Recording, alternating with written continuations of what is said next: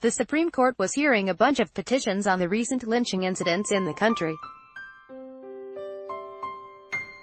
India. The Supreme Court was hearing a bunch of petitions on the recent lynching incidents in the country. HT file photo. The Supreme Court asked Parliament to come up with an anti-lynching law to tackle cow vigilantism and lynch mobs, even as it laid down preventive, remedial, and punitive measures against the backdrop of a spate of such incidents across the country.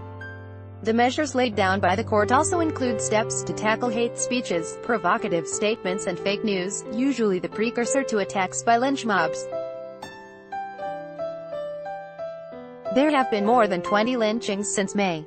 Horrendous acts of mobocracy can't be allowed, a bench of Chief Justice Deepak Misra and Justices A.M. Khanwilkar and D. Chandrachud said. The bench added that extrajudicial acts such as cow vigilantism should be nipped in the bud. The bench was hearing a bunch of petitions that sought action against attacks by self-styled cow vigilantes, but its observation is also relevant, and perhaps in light of a spate of mob lynchings targeting people believed to be child snatchers, usually on the basis of false information passed on through messaging platforms such as WhatsApp. The attacks in recent weeks prompted the government to write to Facebook Inc., the owner of WhatsApp. It also prompted the company to take out full-page ads on fake messages and news and to introduce a button to show a message had been forwarded. Over the weekend, a 32-year-old Google employee was attacked and killed in Karnataka's Bidar on the belief that he was a child snatcher. Earnest action and concrete steps have to be taken to protect the citizens from the recurrent pattern of violence which cannot be allowed to become the new normal. The state cannot turn a deaf ear to the growing rumblings of its people, the bench said. Specifically, it has asked the police to register cases under Section 153A of the Indian Penal Code, dealing with hate speech, against those involved in such attacks and lynchings. It has also directed day-to-day hearings, fast-track courts, and stringent punishment for vigilantes. States have also been asked to take tough action against police officers who do not do enough to prevent such attacks or do not act against the criminals.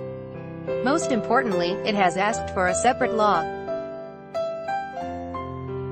The government's position, expressed in court by Additional Solicitor General Tushar Mehta, was that existing laws were adequate to deal with such attacks. The court thought otherwise.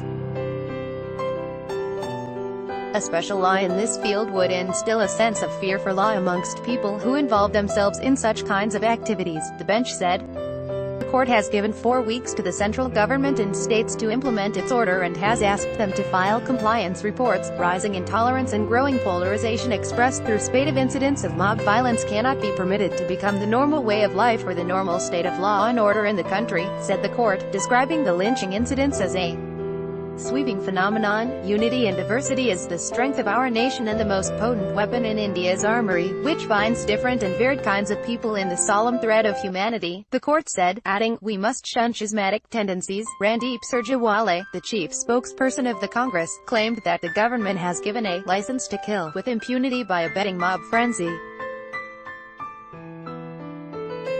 The SC has aborted this license, he said. The BJP did not comment on the order. The courts directed the states to formulate a compensation scheme for victims of mob lynching within a month. Compensation will be determined on the basis of the injury sustained or loss caused either to the victims or their families. Medical expenses will also be accounted for. The court's order was welcomed by a senior lawyer. Civilization and mob lynching cannot exist together. Mob lynching is an anachronism in the civilized society.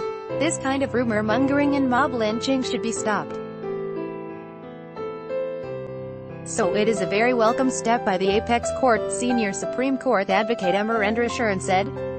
But not everyone was convinced the measures mentioned to tackle fake news and rumors would work. By extending the power to nodal officers to control dissemination of offensive material, the court is effectively using vague and ambiguous standards, which it frowned upon in its ruling in Shreya Singhal, striking down 66A of IT Act on vagueness and overbreadth, said Anand Pamanabhan, fellow at Center for Policy Research.